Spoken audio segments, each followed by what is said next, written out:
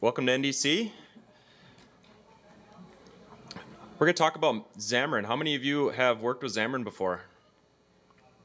Okay, excellent. So this is kind of introductory. So if just to kind of level set, if you are quite familiar with Xamarin, you're going to see a lot of stuff that you've seen before. So this is fairly introductory. We'll get into it. My name is Brent Edwards. I'm a principal lead consultant with Magenic here in Minneapolis. If you have any questions about anything I talk about today or want to reach out, you can get me at Brent@Magenic.com. Out on Twitter is Brent L. Edwards. The code is going to be out on GitHub, github.com/Brent Edwards. And actually, it's this link right here, github.com/Brent Edwards/mobile tasks. So feel free to go out there and play around with it. There's more than just what I'm going to be looking at today for code for this particular repository. A partner and I from Magenic doing other presentations have used this same code base for a number of different things. It's very versatile. So you'll see a number of different examples out there. So first, let's talk about what is Xamarin. So Xamarin lets you build Android and iOS apps with Visual Studio and C#.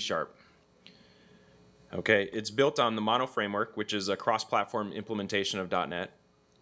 And if you use Visual Studio 2017 or Visual Studio for Mac, it's automatically included with that, or it can be downloaded as an option.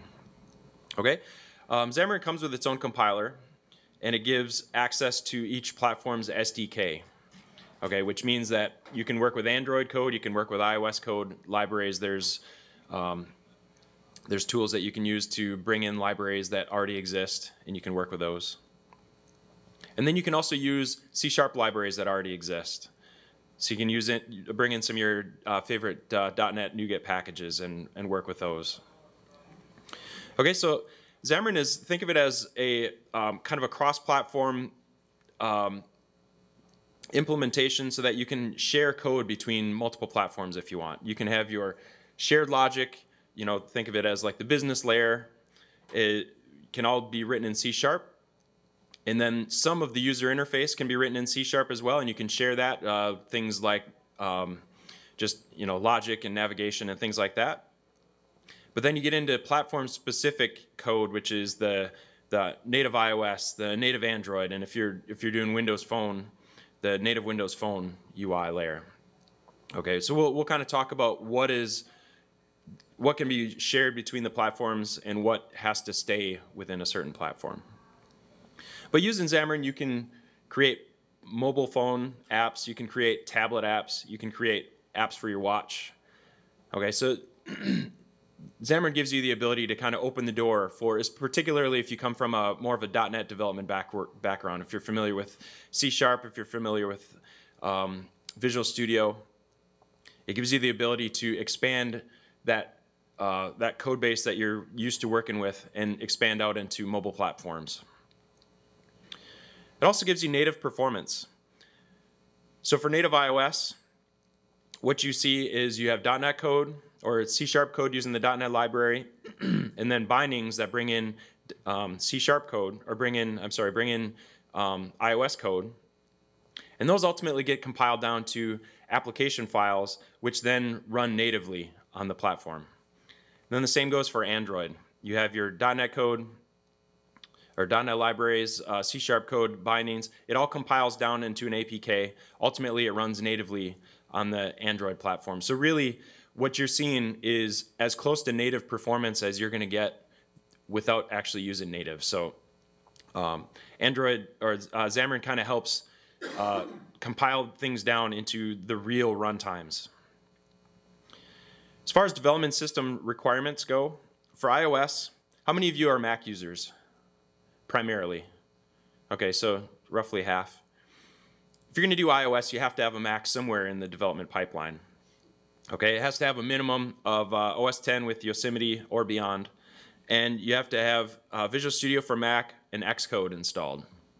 Now, optionally, if you want to do Xamarin iOS, you can also work with the Windows PC, but as I said, at some point, the code has to compile on a Mac, especially if you're going to deploy to the store. So at some point in your pipeline, you have to have a Mac, and whether that's maybe something in the cloud, you can use, you know, a third-party provider or something like that. But you can do iOS development on your Windows machine. You just have to have at least Visual Studio 2012. You have to have the Xamarin plugin, which it comes automatically with Visual Studio 2017. And as I said, it still has to have some sort of network connectivity to the Mac, particularly if you want to debug on the simulator. Now for Android, there's a little bit more flexibility. Okay, you can work on a Mac with OS X, Yosemite, and beyond, and Visual Studio for Mac, or you can work on a Windows machine with Visual Studio 2012 and beyond with a Xamarin plugin. So testing is where things get a little bit interesting. Okay, on iOS, if you're going to test on a simulated environment, you can do that only on the Mac. Okay, and actually that goes for the physical devices too. If you're going to deploy to a physical device, you have to deploy from Mac. Yes, question?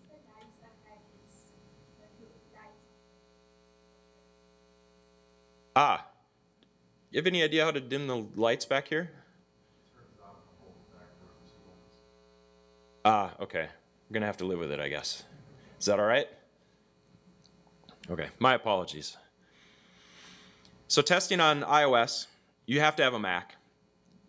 On Android, there's a number of different options. You can work with the default emulator, or there's a number of third-party options that you can work with. Now, both of these are simulating the environment or emulating the environment. So it's not really the real thing, but it gives you kind of an approximation. It lets you play around, lets you work with your work with what looks like a device, and I'll show you what that looks like on your machine. You don't have to have a physical device if you don't want, and just kind of ease of use as far as deploying your test application to the simulator and the emulator. It works really nice.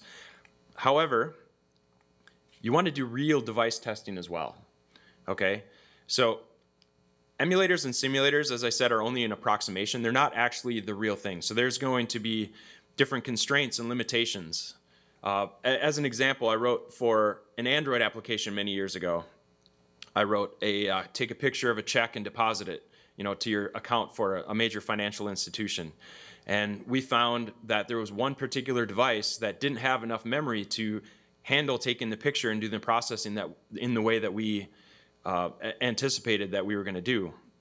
And so we had to refactor some things. So that was something we didn't find on our simulator or on the emulator. We didn't find it on a lot of the devices. We had to play around, and we started getting feedback from customers that there was this one particular device that it didn't work all that well with. So physical devices, there's a wide range of physical devices that you can test on, that you really need to test on, and you need to think about what your users are actually using. Okay, and again, you want to test on multiple devices. So don't just pick one device. Don't just pick your personal device. That's a great way to go. If it's your personal device, there's a pretty good chance that other people are using that same device.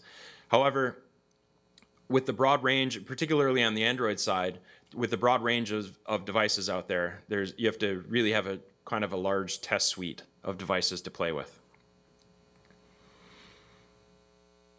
So building applications with Xamarin, there's some questions that you want to ask yourself before you really get started. Okay, are you going to be targeting multiple platforms? Are you shooting for Android? Are you shooting for iOS? Are you going to be using the same code for anything on the Windows side in particular? Are you hoping to reuse some of that same functionality and that same code and that same logic? Okay, the reason you want to think about this in advance is because it's going to help drive how you structure your code and how you interact with the different layers of your code. So if you're going to reuse your code, you need to know the difference between UI-specific code and common logic. Okay, so UI-specific code is that code that interacts with actual UI elements. So things like if a button click happens, this code gets executed. If like a text field gets changed and you want to grab the values from that text field, this code gets executed, things like that. Anything that's common that doesn't actually interface with the user interface at all, that's more agnostic of the UI. And so that can be considered common logic. If you want to get into reusing code between a Xamarin.Android project and a Xamarin.iOS project, you want to keep that common logic separate in a separate project structure. So that means you're going to create UI-specific projects for Android and iOS, assuming that you want to share. And you want to create UI agnostic projects for that common logic. So anything that is shared services, business logic, things like that, anything that does not touch the UI, that's considered your common logic. That's going to be UI agnostic. If you're working with a team that is doing Android and iOS development and they're not necessarily the same developers, you might want to consider having just separate solutions. This is a minor thing, but Android developers, particularly if they're working on a Windows machine, if they open up the solution, they may have an issue with every single time they open up the solution, the iOS project doesn't load properly, and they may have some compilation issues if they aren't there to have a Mac, or if they don't have a Mac in their pipeline to build. So just kind of as a courtesy, you want to consider separating those out, just a separate solution that is Android-specific stuff, and then, of course, you're going to have the shared stuff there as well, and then iOS-specific stuff. Now, as far as how you share these projects, I would recommend .NET Standard these days. So .NET Standard, it's a set of APIs that all .NET platforms have to implement. So basically it's a standard that everybody attains, and then it unifies all the .NET platforms.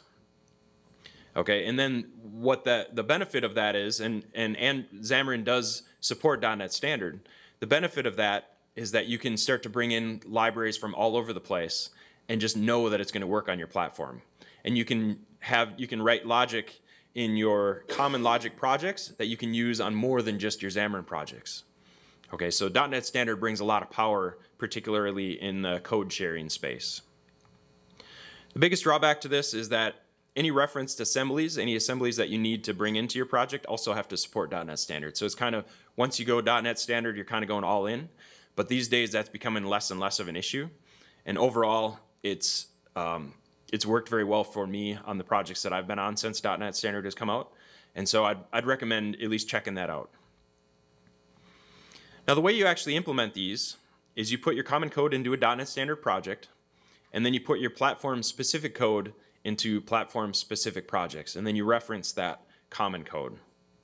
Okay, and again, things that are common are things like your models, your view models, your converters, value converters, and then any services, anything that maybe connects to web services or databases, or however it is that you're going to work, whether it's a local database or connecting to a web service remotely to hit a remote database.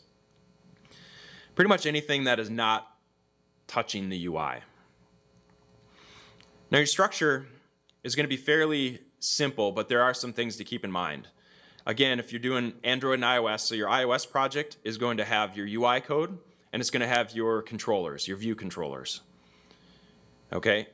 The Android project is going to have your UI code, and then it's going to have your activities. Android has activities, iOS has view controllers. Conceptually, they're fairly similar, but they are different implementations, and so you want to have a different structure for each one of them. And then you're going to have a core library or libraries. It can be more than one. And that's where you're going to have your business logic, you're going to have your services, you're going to have your data access, anything like that.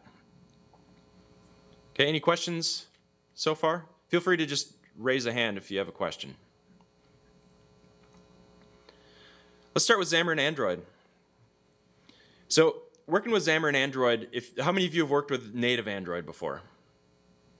Okay, so quite a few of you then. So what you're going to find is working with Xamarin.Android is going to be very similar to native Android. There's going to be a lot of the same concepts, and it's just really the C# spin on things that you're going to see that's different. Okay, so primary components for Xamarin.Android are the Android manifest, the resources, which includes things like layouts, graphic assets, string values, and then your activities. So the Android manifest, this is where you'll define which activities your application has and what they do. But we'll come back to what this means. This is where it is a little bit different on Xamarin.Android than it is on native Android. So we'll come back to this in a moment. The Android manifest, also you request your permissions. So if you're going to use the internet, by default, if you're developing with Xamarin.Android in a development environment, if you're in debug mode, you automatically get the internet permissions. But before you deploy to production, you have to make sure to flip the switch to turn that on. So make that request for that permission. And then if you need to do any sort of like GPS-based location-based development, network-based GPS locations, things like that, work with the camera. There's a ton of different permissions that you can request. All of these things happen with the Android manifest. So layouts are files that define the UI. Okay, and in Android, and in Xamarin.Android for that matter too, the layouts are going to be XML files. So it's going to be fairly familiar for people that have worked with XML or HTML or XAML. The UI is it's all just the pure elements are defined in XML. So you place your views, you place your controls, and then you can assign IDs so that your activities then later can reference those views and controls. Okay. So the layouts are placed in your resources folder, or within the resources folder in a folder called layout. And even though it's actually XML that you're seeing, in Xamarin.Android, it's a .axml file. Okay. What's interesting is you can take the exact same code from a native Android project in an XML layout file and drop it verbatim into a .axml file for Xamarin.Android, and it's going to be exactly the same. So graphic assets, things like UI elements, and if you need to show a picture, if you need to show a button style, things like that. Graphic assets are things like graphic files that are used by the UI, and they're placed in the resources folder in a folder called drawable. So what's interesting about Android is you can get into density-specific folders underneath the drawable folder, or underneath the resources folder. So there's multiple drawable folders, so it kind of gets interesting. As an example, there's the drawable-HDPI, which means high density pixel, whatever the I is, I can't remember. But there's like high, extra high, extra high, and so on. So if you're going to support multiple densities, then you need to have multiple density folders. Okay, and so that means you're going to have images within these folders that are scaled differently. So you're not going to have just the same image that's going to be massive that's going to scale to a small device. You're going to have images that are scaled accordingly to each of these supported densities. Okay, and as I said, it even starts with the LDPI and then MDPI, HDPI, and it goes all the way up to 3x's HDPI. Okay? So string values. With Android, think of it as kind of a string resources file. If you're familiar with Windows development, you have the resources, the string resources file. The strings file is the exact same thing on Android.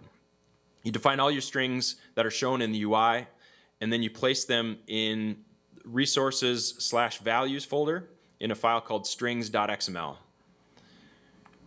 The benefit of this is then you automatically get easier globalization. You don't have to go and refactor later to do globalization. It just automatically is baked in. You can have different versions for different languages. Activities. So activities, these are the things that actually interact with your user interface. Okay, so it's going to respond to input. It's going to drive the user experience. It's going to respond to lifecycle events. So activities are really kind of the lifeblood of the Android applications, and the same goes for Xamarin.Android. So again, as I said, if you're familiar with native Android development, a lot of the stuff that I've talked about is pretty much the same. It's just how we implement things that are a little bit different. And it's that implementation that we're going to talk about right now that makes it kind of a little bit unique to Xamarin.Android.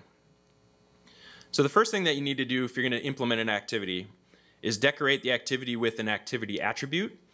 And what this does is it signals the Android manifest that this is an activity that is included in the application. So I said, kind of leading with the Android manifest file, that you define your activities.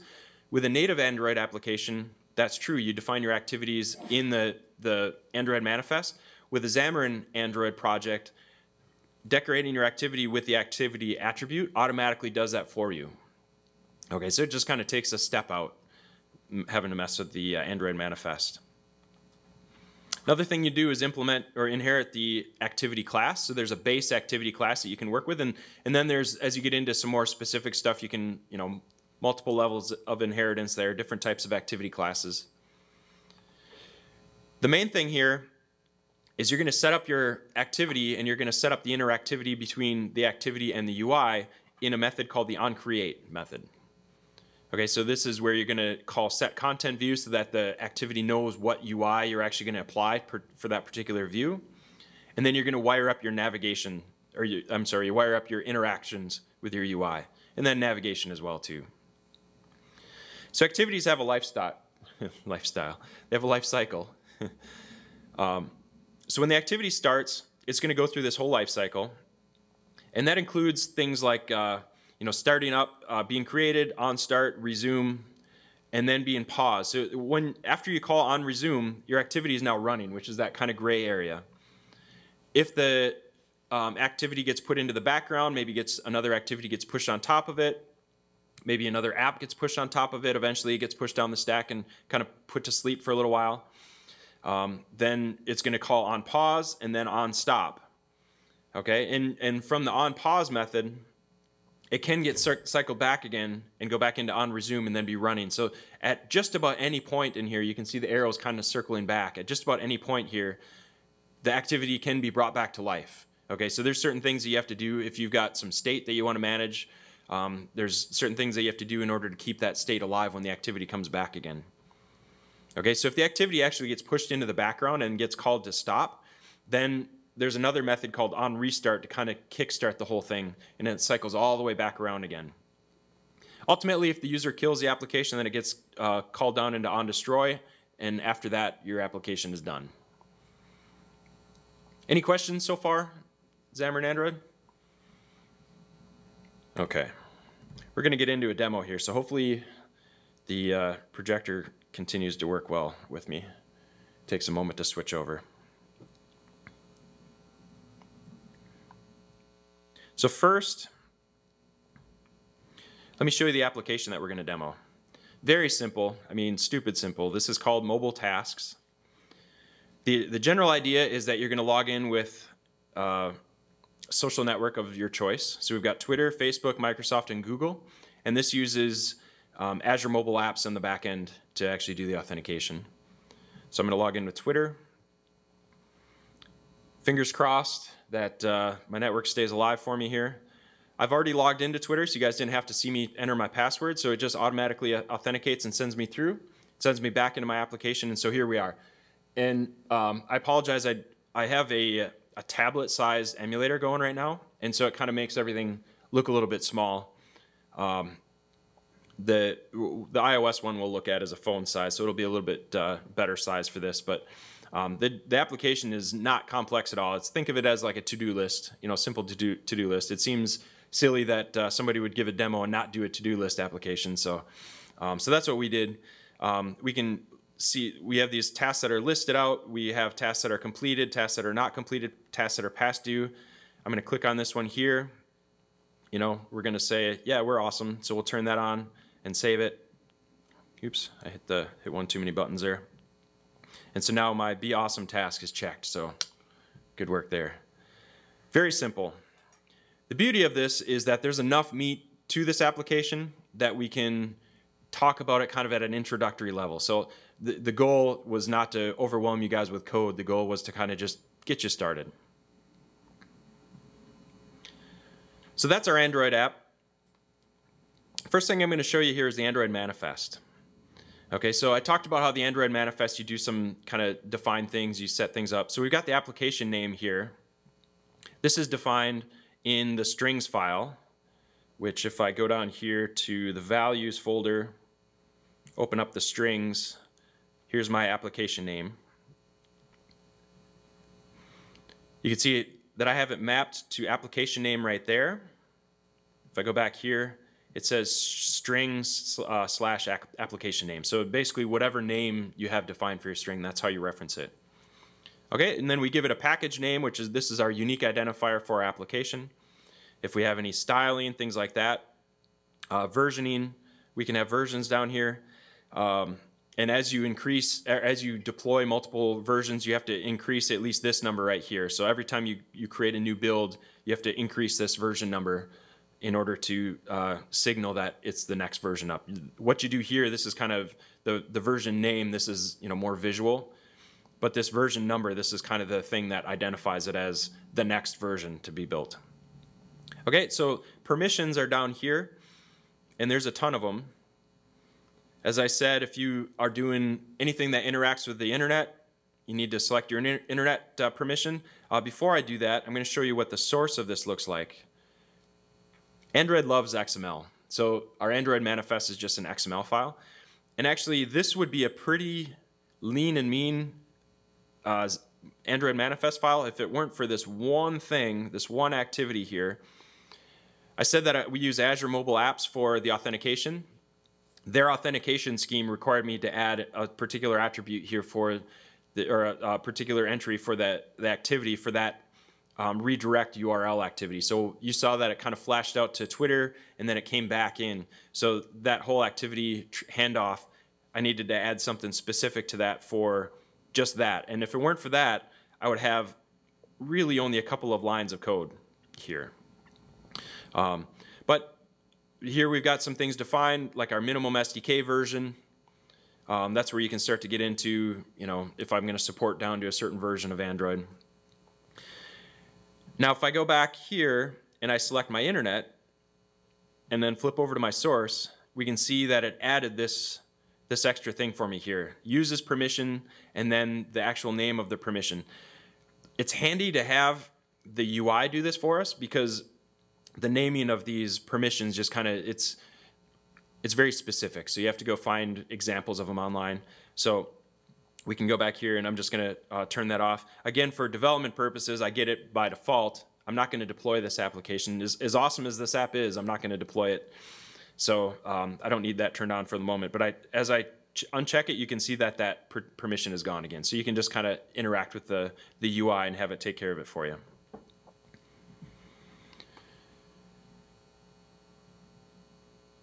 Okay, so let's look at some layouts first.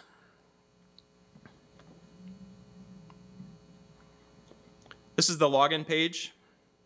We saw this on the Android app. So with Android, you can have a visual designer looking at our file. Okay, I can click on any one of these things. If I go over here to my document outline in the bottom right corner, as I click on these things, you can see that document outline jumping around. And so I can interact with controls. I can drag controls onto the screen. I can interact with things. I can set properties. If I select this image here, I can select properties. See, I've got an ID identified or set up here. I've got my source. So I can interact with the properties without ever having to get into the XML if I don't want to. Now, if you're familiar with XML, you can do XML as well. So this is the XML that UI is working off. Okay, so we have a linear layout, which on Android basically means stacking things one after another. And this is a vertical version. So it's oriented in a vertical fashion, so it stacks things vertically. We've got a background defined. We've got, for spacing purposes, I've got an invisible view here that just kind of takes up some space and does some padding. Here's where it gets a little bit more interesting. So I have an image view control. This is my logo. I've got my source is defined here. And actually, it's trying to show it. There we go. Kind of, it's showing, you can't even see it on the projector. On my screen, it's very faintly showing the image. But this is, what's interesting is it says drawable/logo. Okay, so I talked about how there's drawable folders for the UI, for your visual element. So if I go over here and expand my drawable folder, it's looking for something called logo. But there isn't anything called logo here. Okay, now we get into the density specific, this drawable-HDPI. As I mentioned, you can have different versions of your graphics. That's where my logo file lives. Okay, and if I expand the MDPI, there's another version, and the HDPI, another version. So there's each version, each density specific version has a different sized image that we work with. Okay, and there's guidelines from Android or from Google that define what Android is looking for and the sizes and things like that. And each one has, like you make a base size and then the next size up is a certain percentage size bigger and things like that. So you'd kind of create high resolution images for every scale. Okay, let me close some of these folders here. So going back down the view here, so that's our source. We have a number of attributes that are defined, so things like layout width and height. We can have margins. We can have, for images, how is it going to scale? Is it going to fit in the center? Is it going to adjust its size? Things like that. And then we're given an ID. If I go down here, you can see I've got another linear layout within my linear layout. So I can nest layout file, or nest layout controls. And this is another vertical linear layout, and this gets into the sign-in image, or the sign-in text view, which is kind of like a label. And then we get into another horizontal linear layout for the buttons that span across. Okay, and let's say I get down here to, ultimately we'll look at this image button here. So this is the Twitter button. Okay, so it's an image, it shows the Twitter logo, but yet it's a button, you can click on it. It's got a source just like an image does. It's got the scale type. What's interesting here, if I can highlight the correct thing, is that we've got an ID here, and we're defining the ID for the Twitter button right now, right here in code. And so you get that at attribute, or that at symbol, and then plus ID/Twitter. And what that does is it defines the ID for Twitter right here and now. Okay, and so if I go, we're looking at the login page. If I go to my activity, my login activity,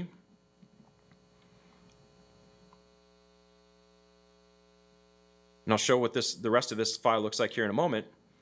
I'm doing a find view by ID, and notice that it says resource.id. This is kind of a generated file for us. Resource.id.Twitter.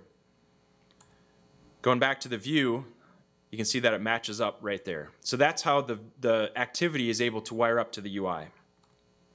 Okay, so looking at our activity again. This is the login activity. Notice that we have an activity attribute here. Things like our label. This is what's going to show on the text underneath our launcher icon. This main launcher equals true basically says this activity, when the application is launched, this is our activity that first fires up. And then we have our icon here. So that's the activity attribute. You can have a number of different properties that go in with it. And then we inherit from the activity class, which lets us override some of the base methods. So like this onCreate method, for instance. Okay, so onCreate is the method that gets called when this activity is created. And so this is where you're going to kind of wire up interactivity. First thing that you're going to do, set content view. It says set content view resource.layout.login. If I go over here to resources/layout/login, that's the login XML file or AXML file that we're looking at. So you need to set this up first just so that this activity knows this is the content. This particular layout file is the content that is being displayed at the time this activity is run. Okay, and then once that content, that view is set, then we can start to interact with the view. And so we're going to do things like find view by ID.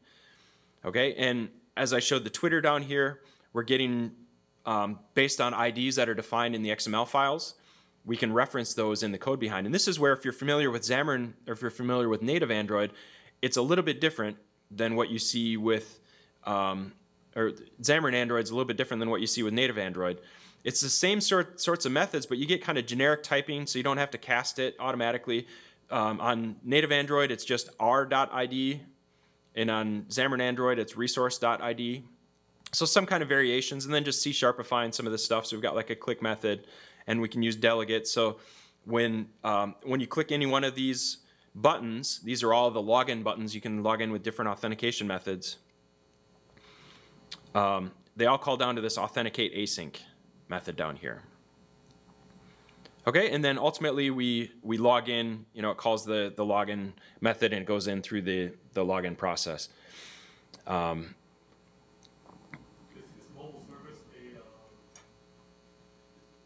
this something you define, or is that something that's part of the library? So the question is this mobile service right here, is this something I defined, or is it something that's part of the library? And the answer is it's something I defined. So I just have a real basic singleton method here, or singleton instance, where I have a mobile service that connects to the Azure stuff, and it just kind of consolidates the Azure stuff.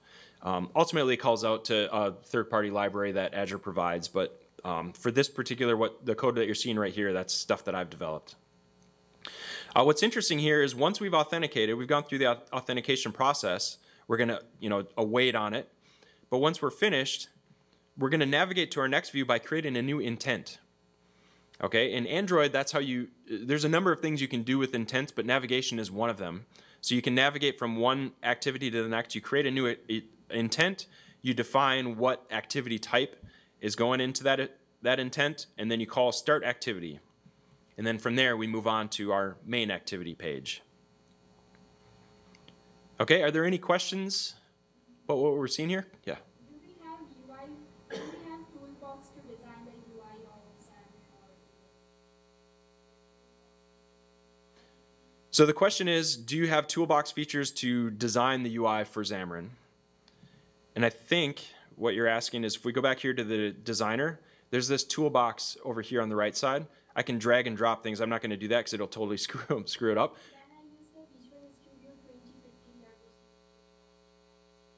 Okay, so she's saying with Visual Studio 2015 there was no toolbox.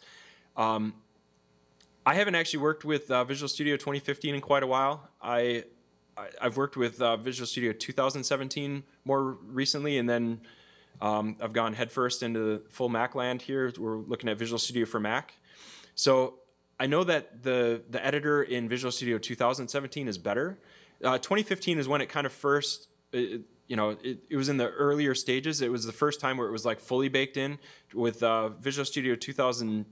I think it was 12 is what I said in the slides earlier. That's where it kind of started to come in. But with 2015, that's the first time it was fully baked in. But it wasn't as robust as things are now. So, you might have better luck with the more recent version of Visual Studio. All right, so that's Xamarin.Android.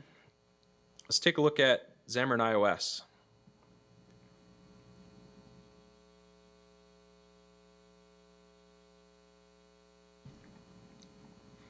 Okay, so Xamarin.iOS, again, how many of you have done native iOS development? Okay, so a couple people. Now, again, this is going to be very similar. A lot of the same things in Xamarin.iOS as what you have in native iOS. Again, it's going to be kind of the C# stuff that's really different. So your primary components are going to be things like the info.plist file, your view controllers, segues, storyboards. So info.plist, this is where you define your application properties. Think of it as similar to the Android manifest file that we looked at a few minutes ago. You can define your name, your icons, supported orientations, whether the device is always up and down or can lay on its side, and then entitlements, which is, basically the same thing as what we looked at with Android, with totally blanking on what they're called now. With permissions, thank you. Yeah, get me up in front of people, and I tend to run blank sometimes. So entitlements are very similar to requests and permissions in the Android manifest file. Okay, and then, so the view controllers, this is similar to the activities we just looked at with Android. This is where you handle interactions between your app and your user and kind of wire things up. You're going to inherit from UI view controller just like you would kind of with native iOS. Segues, these are where you define transitions between two view controllers. So you segue from one view controller to the next, and there's a couple of different ways you can do it. You can do it by showing. You can do present modal, which means it pops up modally, and then there's the popover, which is kind of a smaller view. Storyboards, this is where you start to get into the visual design of the application. With Android, it's going to be XML layouts that you're going to be working with. With iOS, it's much more visual. You can do things in code if you want, but if you work with storyboards, it's much more of a visual layout element. And then with storyboards, you can also define your segues from one screen to another. So with iOS, this is the same lifecycle that you'll see on a native iOS application with the Xamarin.iOS, and it's very similar to what we saw with Android. Okay, so Android has its own sort of lifecycle. iOS has a different lifecycle, but it's very similar. So there's basically four states. There's appearing, appeared, disappearing, and disappeared. And then where you can tie into the code for each one of these is view did appear and view will appear. or I guess it'd be the other way around. View will appear and view did appear. So right before it's appearing and right after it appeared, you can tie into these things. Okay, and then there's that for every single lifecycle event here. So you can see arrows kind of going back and forth between them, between disappearing and appearing. So if you're going to tie into code, there's a number of different places you can do that. Any questions about this stuff for Xamarin.iOS before we get into a demo? Cool. So let's look at some code.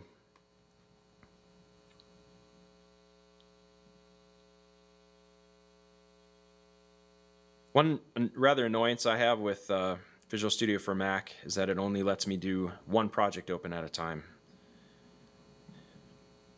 So I have to switch over. And while it's thinking, let's go over to the simulator. So this is the same application we looked at with Android, but this is the iOS simulator. So this is an iPhone 8 simulator. So this is simulating a phone. Okay, I can click on any one of these, just in the same way. We can see that my Be Awesome there is checked. Since I checked it before, I had already loaded it. So previously it was unchecked, and then we went back and it reloaded. So now it's checked again. So I'll keep that checked. We're still pretty awesome in here today. So it's the same application, and how we implemented it is just a little bit different.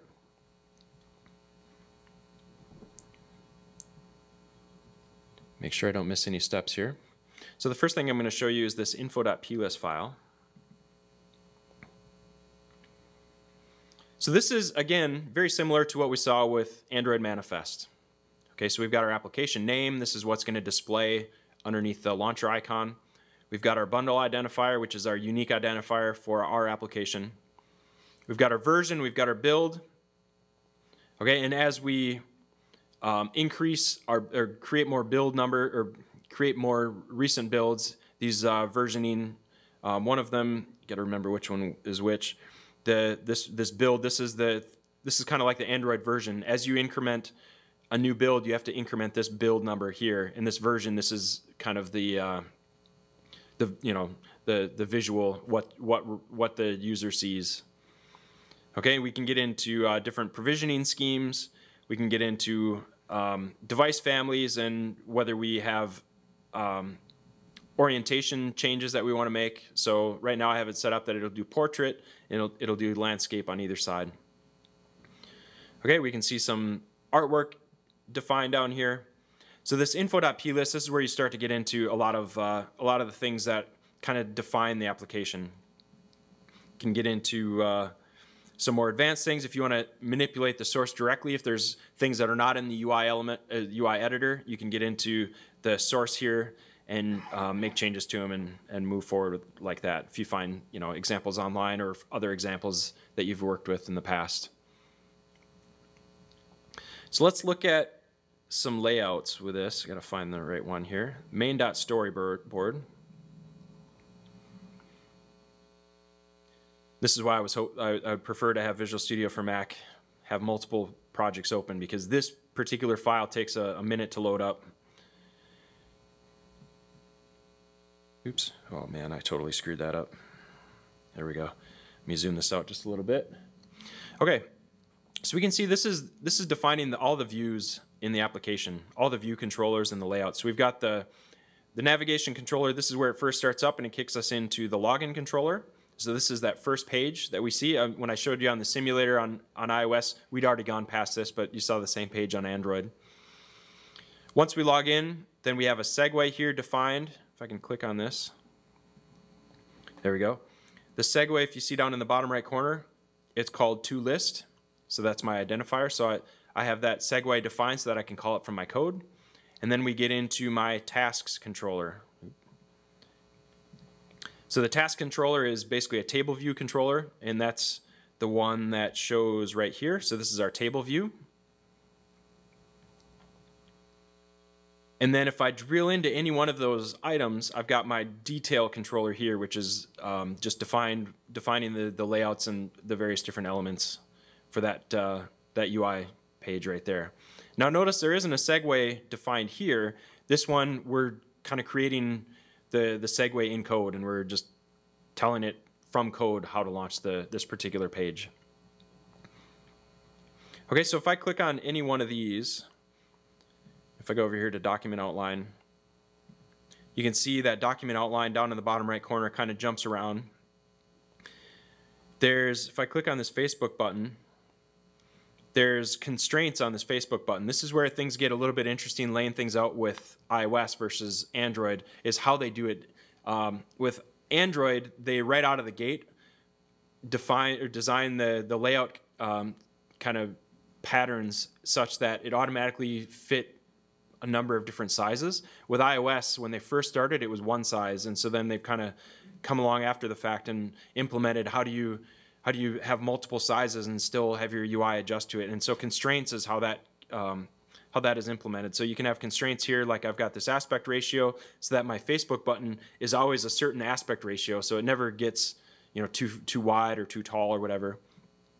And then I've got my width defined here, so I've got a width constraint, and I've got a number of things defined here for the different layouts.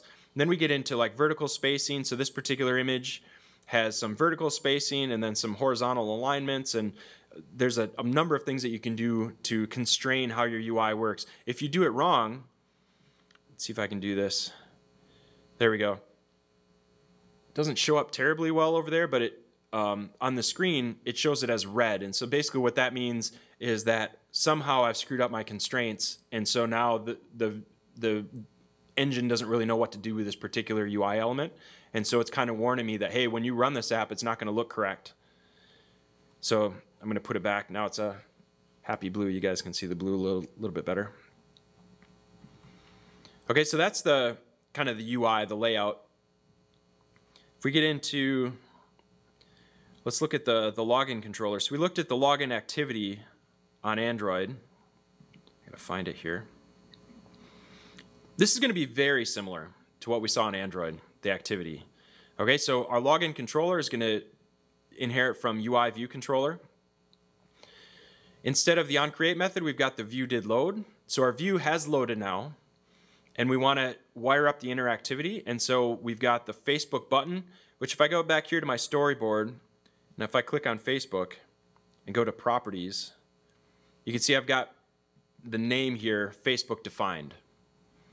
Okay, and then that lets me reference it from code by that name. So I call Facebook.touchup inside, which is basically I've pressed and let go.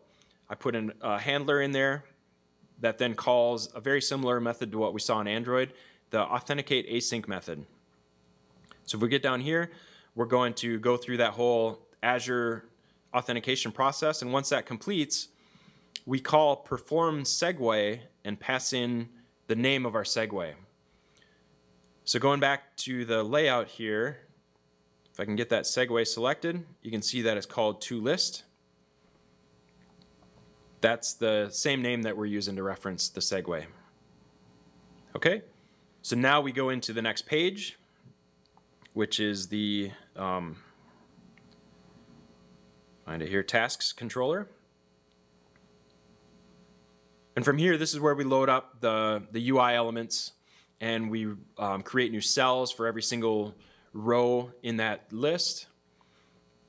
And then we set up any buttons that we have, any activities that we have from there. This is where we have our loading and that sort of thing going on. Now, what's interesting about this is that the code for each one of these UI elements, if I go back here to the simulator here, each one of these has its own chunk of code that needs to get called outside of what we just looked at. So it has its own view, has its own cell and its own layout. So this is a table view, a UI table view cell that we define, and there's a zip file that goes along with it. So this defines the layout for each particular cell. So we have over here, you can't really see it because it doesn't have anything to show, but it's the image that shows, whether it's a checkbox, whether it's empty, circle red, meaning that it's past due, and green. And then we've got our description text, and we've got our label text. And the label says down here, it says date due as the name, and our description text has description as the name. So if I go back to my task cell, I'm going to call update task on every item as it cycles through and adds this cell to the UI. It's going to update the task associated with that cell. And then here you can see description.text is being set and date due.text is being set, as well as the image as well. Okay, so all of these things kind of come together and get called in a number of different fashions to give us that, you know, full user experience pulled together. Any questions about the iOS stuff? Excellent.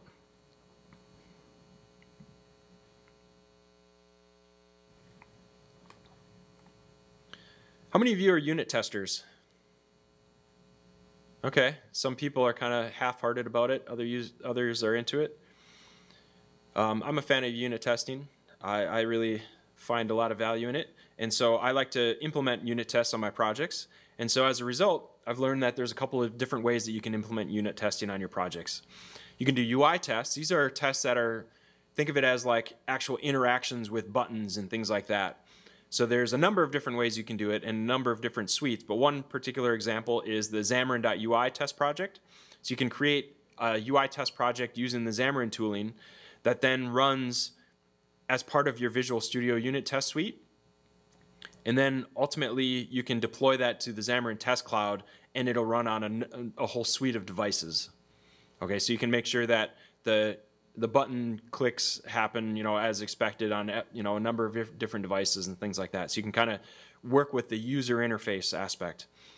Then you can get into platform-specific tests that are not necessarily related to the UI, but like, let's say maybe you've got particular components that need to, you know, be executed on Android or on iOS, and they're different on the different platforms. You can write platform-specific test projects, and when these run, they'll run on either a simulator for iOS or an emulator for Android, or they can be run on the physical device. And essentially what it is it's an application that gets deployed and run, and that application then runs the unit tests on that device. And so you can make sure that you're getting like real platform-specific tests and code, and making sure that it's, you know, maybe calling out to the database, the local database as expected, and things like that. Things that maybe aren't necessarily cross-platform.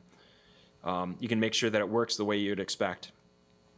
Then you can get into kind of more platform agnostic stuff, and this is where .NET Standard really comes into play. You can create a .NET Core test project which implements the .NET Standard. Then you can reference your .NET Standard libraries from what we talked about earlier. And then once you run these tests, they run completely agnostic of the platform. So you don't ever have to spool up a simulator or an emulator. Okay, so the tests run within Visual Studio as part of your Visual Studio unit test suite. And there's no real concern about having to wait for the simulator, but then you don't have platform-specific code that can be executed with these either. So you kind of have three different approaches that you can fully test your application if you want in an automated fashion. So I've been working with Xamarin for a number of years now on a number of different types of projects, and so I've got some thoughts on my experiences with it. So strengths, I came from a very heavy .NET background working with C# and Visual Studio. So for me, the fact that I can continue to work with C# with Visual Studio, I find that to be a strength. It gives me the ability to have native look and feel in my applications while still being in that familiar development environment. You can reuse a lot of your code, a lot of it. Especially if you do a really good job of defining kind of that UI agnostic stuff and having good separation of, you know, UI specific things from that agnostic stuff. You can reuse a lot of your code. If you use .NET Standard, then you can start to pull in NuGet packages. You can create NuGet packages. You can reference those same packages in projects that aren't even necessarily Xamarin projects because of the support of .NET Standard. So there's a ton of support for code reuse when working with Xamarin. Now weaknesses, again, I came from a Windows development background So I had a Windows machine primarily. I've now switched over within the last few weeks here. I'm fully Mac. But prior to that, having a Mac was a big deal.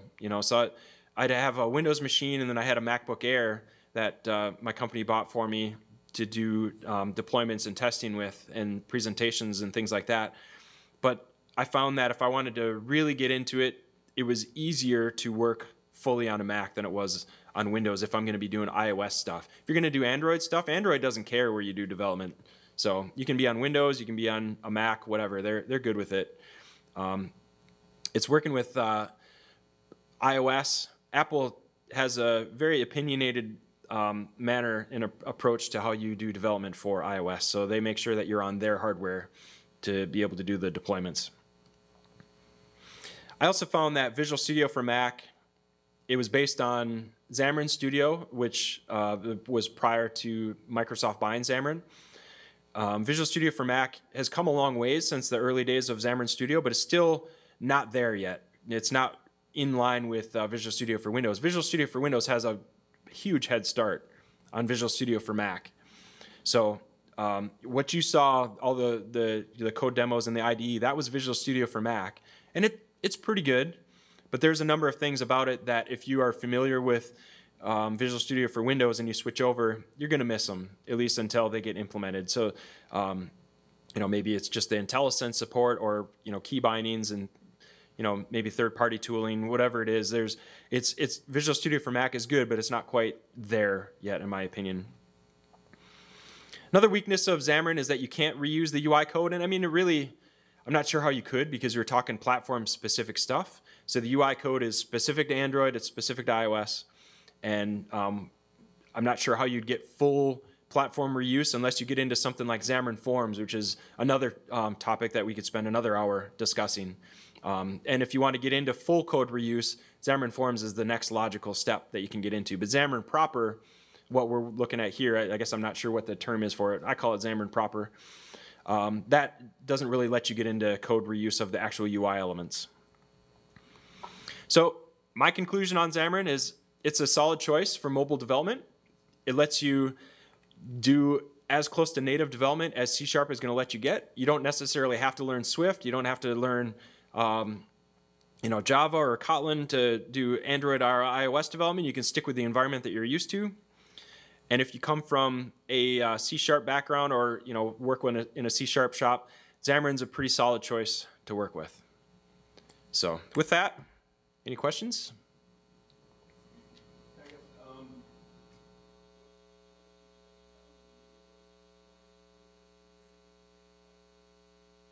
So the question is, what's the story for integrating with native libraries?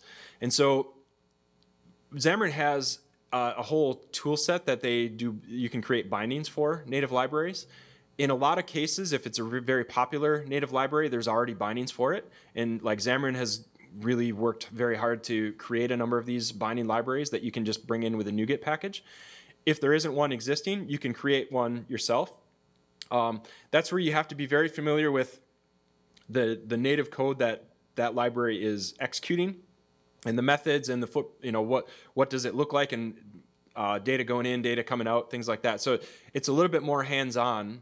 You have to be very familiar with what that native library does, but there is tooling that will help you create a binding, and then ultimately C#ify it and create a .NET library. Other questions?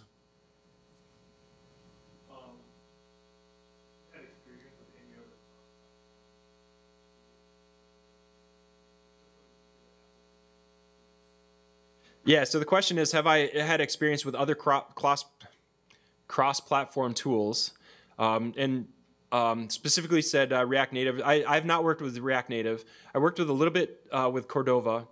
I found Cordova to it worked, but it wasn't as comfortable for me. I come from a native development background, particularly in the Android space, and so Xamarin felt more natural to me working with Xamarin.Android, because for those of you in the crowd that have seen the native version of each of these platforms, the Xamarin version is not terribly different, and so I found that to be a lot more comfortable. And then once I started working with Xamarin Forms, I also had a very heavy like UWP and WPF background working with XAML, and so the Xamarin space was very comfortable to me.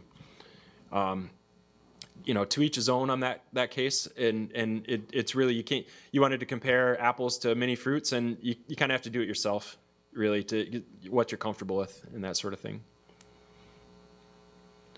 All right, that takes us to time. I'll be around for a while, so if you have any other questions, feel free. But for now, thank you very much.